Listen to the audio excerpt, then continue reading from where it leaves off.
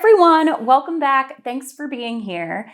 Tonight is going to be a replay of an older painting that I did. I had someone reach out to me and email me a heartfelt story about losing their mom back in May. And she was a gardener and she loved flowers and roses, and they had seen one of my chain pull videos that was inspired back then by designer Gemma 77. So I wanted to do that for them, and they requested an 8-inch, 8-inch by 8-inch, but I wanted to do it a little bit bigger for them.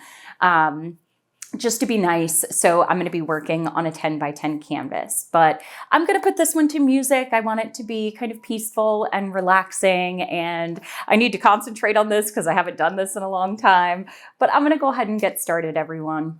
So let's paint.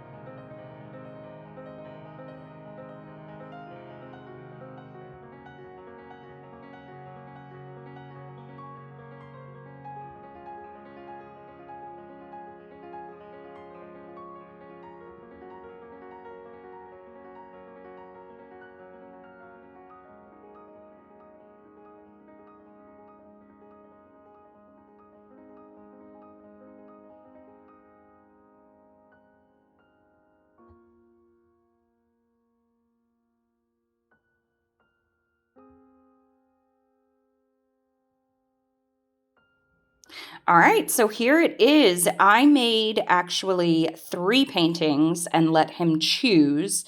He chose actually all 3 and wants to give the other ones to his family. Now, it is very, very dark in person, but it shines very beautifully in the light.